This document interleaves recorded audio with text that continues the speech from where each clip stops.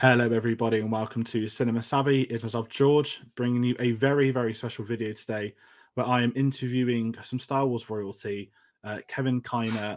Welcome to the channel. And firstly, thank you so much for taking the time out to join me today. How are we doing? I'm doing great, and it's a pleasure to be here. Thank you. No, absolutely. It's an honor. We spoke before we hit record. I've got the poster behind me ready, and it's going to be a really exciting conversation as we're going to be able to talk some behind the scenes and some soundtrack stuff with the Star Wars series, the TV shows, which has got an incredible legacy. Sort of kickstarting with the Clone Wars back in 2008, and almost where we are today with so many new series coming out. And where I want to kind of begin with this as a growing up with Star Wars, myself is very much part of the prequel generation. I'd love to ask, can you tell us the process of how it came for you to do Star Wars, to get into the Clone Wars, sort of meeting George and Dave Filoni for the first time? And are you able to talk us through some of that? Sure. It was an audition process. I'm still not certain how my hat got thrown into the ring. I have some clues. I'd done, some sci-fi. I'd worked on Star Trek, Enterprise, and I'd done a movie called Wing Commander. I'd worked on Stargate SG-1, the TV show, and some other things. I had a pretty solid sci-fi background, even going back to Superboy, which, still, and even back then I was doing scores that sounded similar to what John Williams was doing because of Superboy and Superman. It was the Salkinds who'd done the Christopher Reeves movie, so I got to work with them. Anyhow, so I had that background. I also believe that George Lucas was a fan of the music in CSI Miami, which I was currently scoring. I think this is 2006. And so I got a call and I went up to Skywalker Ranch. And about 5 of us did this separately. We met with Dave Filoni, not with George Lucas. We met with the editor. We were shown a bunch of footage, a bunch of concept art, and then sent home with about, I think, 10 to 12 minutes of the first episode of Clone Wars, which actually later became part of the feature film. And we were told to score it just as we saw fit. I have, I don't have it with me at this studio, but I have a copy of the original score that John Williams wrote for A New Hope. And it was published in the late 70s. I got it probably in the early 80s. One of the reasons I got into film scoring was I heard John Williams's scores, and I wanted to make that sound. And they were, at that time, it was completely opaque to me. I was a rock and roller. I'd done arrangements for brass and strings, but not a lot. And I just didn't know how to do it. So I started studying scores, and that's why I bought the Star Wars soundtrack. And if you look at my original one that I got in the 80s, it's all marked up the way, some people mark up their textbooks or, whatever, or their Bibles, whatever you mark up and you're trying to memorize something. And with my interpretations of what John Williams was trying to achieve and what his tricks were and what his little licks or motifs were and how he accomplished making that sound. And so that's in 1982 that I got that and studied it, for the next 20 years, I guess. So then in 2002 or 2006, sorry, when I got the call to audition for Clone Wars, I think I really knew Star Wars music really well because that was kind of my jumping off point. I mean, I'd done a lot of other different projects that, such as CSI Miami or whatever it was. But I really, so I believe that's what, was part of my advantage. And I also, I'm really big on melody, as is John Williams. I have great admiration for his ability to come up with melodies. And I strive to come even close. I mean, he's the greatest to ever live in terms of film composers. That's just hands down. That's not even really an opinion. It's just a fact. I mean, if you ask any film composer. So, you know, to aspire to be like him and as good as him is a lofty goal, but it's something that I continue to do. No, I love that story as well. And with John Williams, we're currently running a series on the channel where we're reviewing every single Spielberg film. So we essentially get a John Williams section per week, and it's just been incredible revisiting those films, those scores, and how, you know, how different they can be and how iconic almost every different theme is.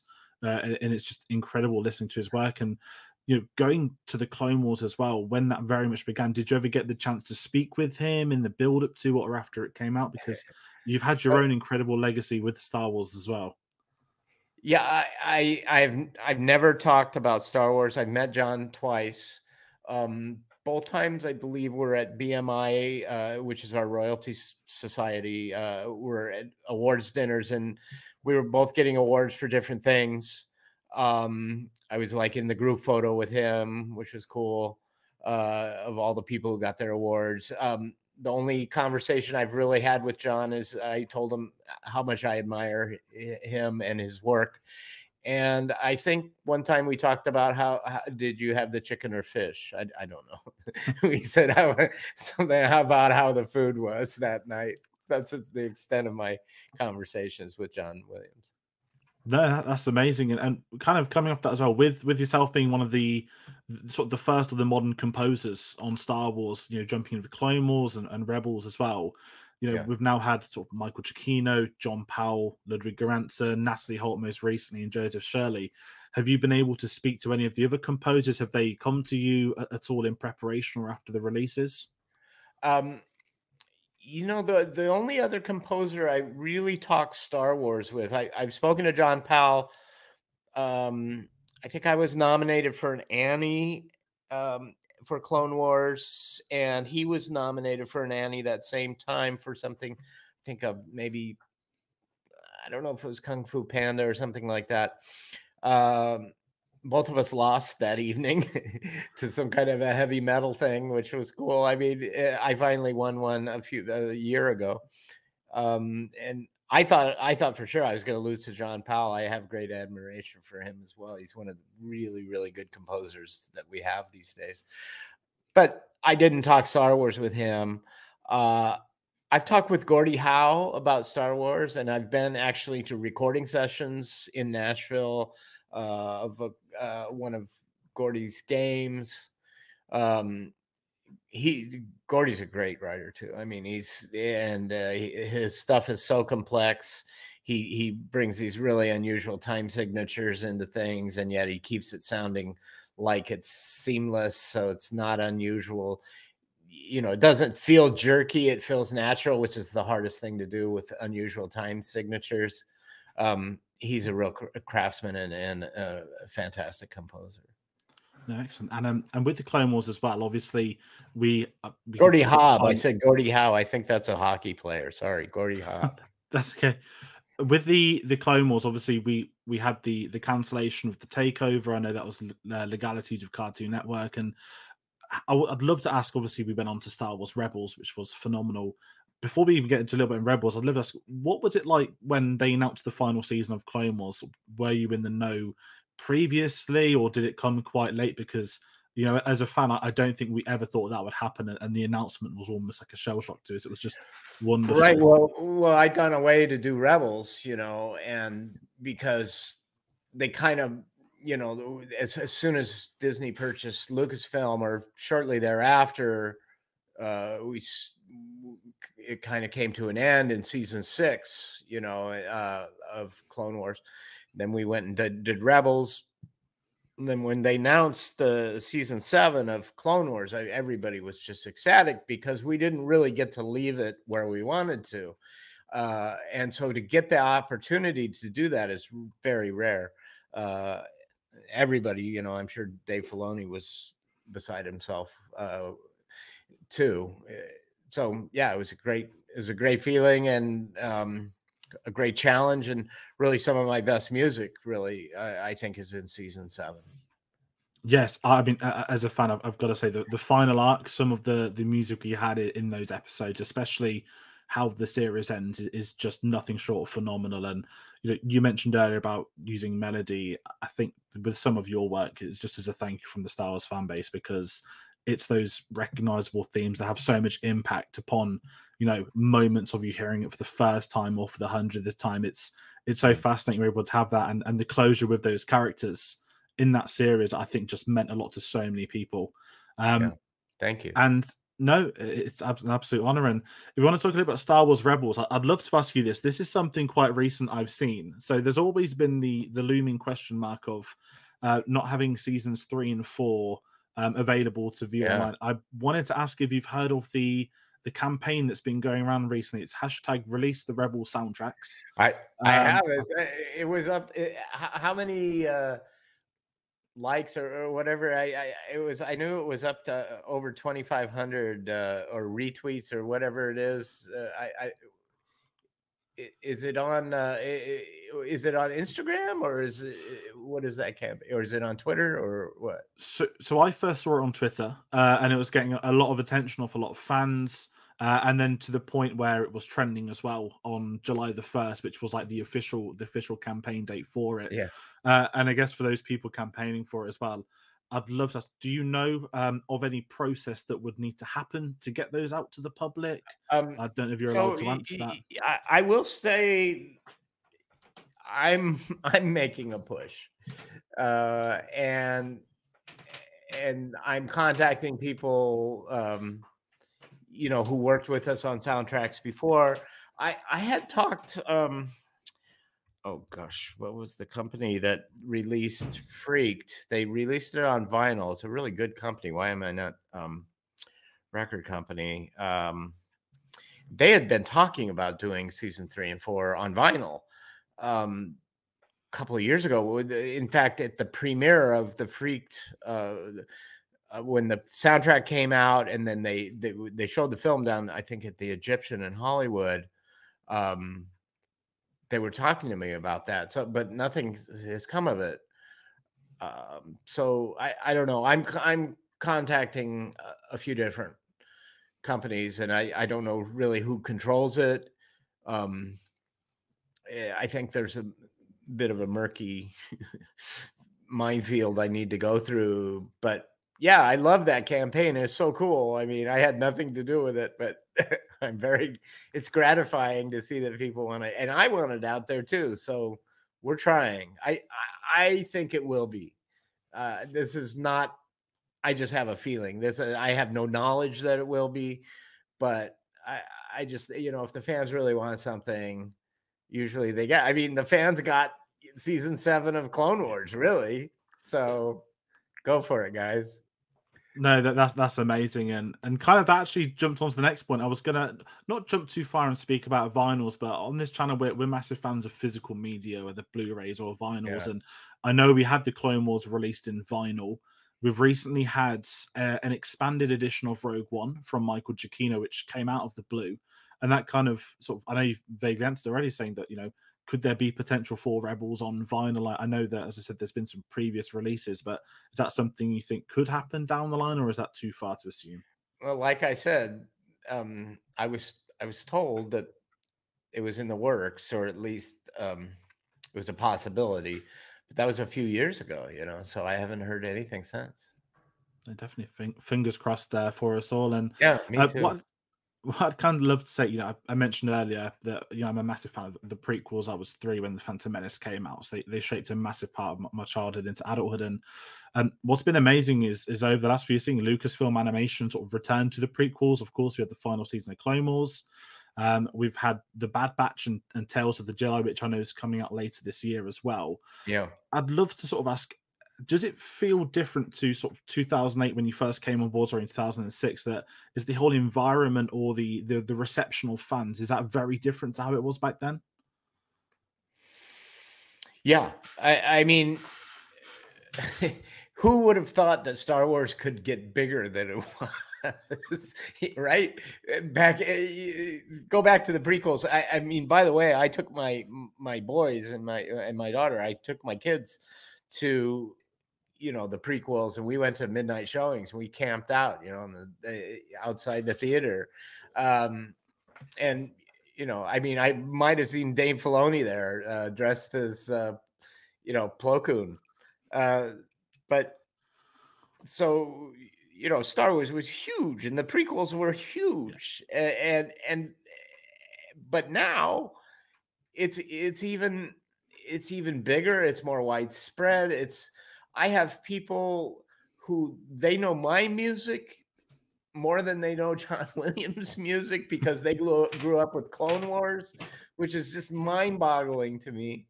Um, yeah, so it's different, it's bigger, it's more varied, uh, and it continues to grow. I mean, I've just been looking at this episode I'm scoring of episode 12 of Bad Batch season 2, and man, there's some fantastic things that are happening in that, and musically really adventurous type of styles that we're delving into.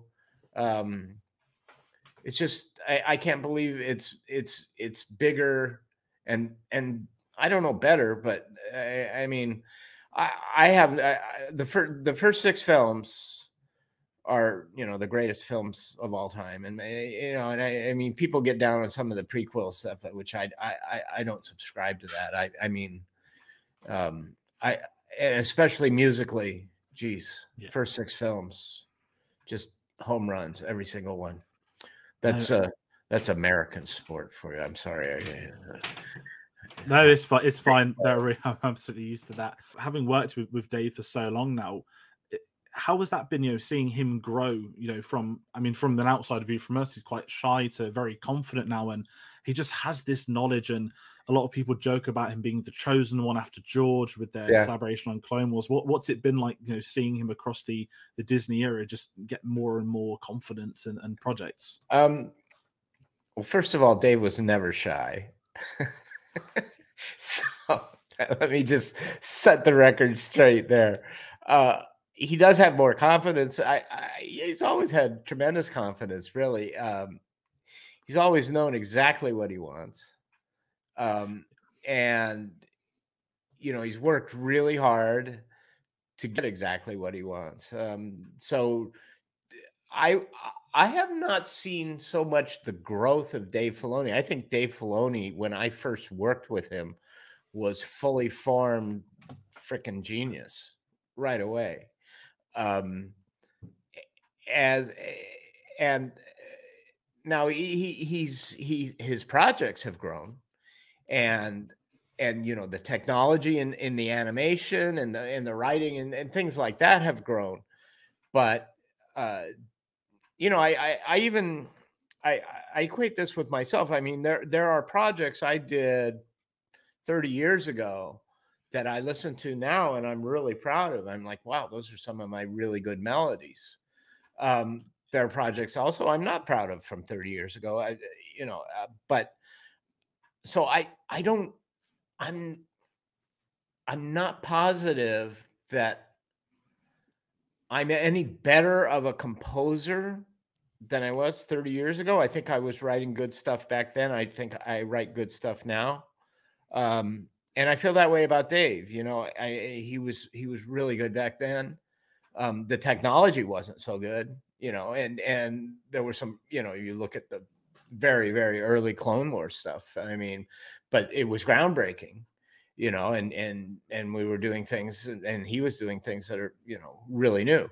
Um, Even you look at the difference between like Bad Batch and Rebels, or you get to see the Tales of the Jedi, and you know, man, there's just huge leaps and bounds in the quality of the animation and the things they can do and the sophistication of the product. I'm so proud to have worked with Dave for so many years, and to have the connection that I have with him. And this last batch of the Tales of the Jedi, just some of his best work, some of my best work. Really, really proud of that whole journey I've been on with him. No, that is absolutely incredible. I said I'm very much looking forward to that. I think a Celebration, that was one of the really surprise announcements that everybody was just absolutely buzzing for, which is really exciting. And I know that we are pushed for time for this. So Kevin, I want to say firstly, thank you so much for coming on today. It's been amazing to chat some Star Wars with you and talking about the industry and some of the behind the scenes stuff. So I want to say with that, thank you so much for joining us. Would love to get you on down the line. We're going to be covering all of Rebels next year in the build up to a new series coming out, which will be quite exciting. Yeah. If I could just tell you about a couple of things. Of course. I scored the first season of Peacemaker, yeah. Which I really, really enjoyed. I've got a brand new show on right now called Dark Winds on AMC that's getting a lot of attention, and it's so different from Star Wars, but check those out. And you can hear cues from both of those on my website. I don't sell them or anything, but if you want to hear some of the music I'm I'm doing, you can go to kevinkiner.com. And my sons, I think, are on Kiner Brothers. I think that's their Twitter handle. I'm not sure. I should find out. No, it is that. It's absolutely perfect. And just on a side note of Peacemaker, just a quick one. Has James Gunn ever asked you about getting into the intro dance? Has that ever been discussed with him? That would be, I even like I want to do a cameo on one of my shows. I've been trying to talk the Doom Patrol guys into getting me in a cameo of some sort, but it hasn't happened yet. But I hope before my career is over to make a cameo in some show I'm working on. It would be fun. Yeah, Peacemaker would be awesome, right? I'd better not do the dance thing. That would be bad. No, absolutely. That would be incredible to see at the same time. So, and once again, everybody, if you can check out all of his work at the links, we've got a lot of it on Spotify as well, streaming sites. You can pick them up on vinyl. Kevin, it's been an absolute pleasure speaking to you today. So, thank you so much for coming on. Yeah, great. Nice to meet you, George. Nice to meet you, and I hope you enjoy the rest of your day. So take care, everybody, and thanks for watching.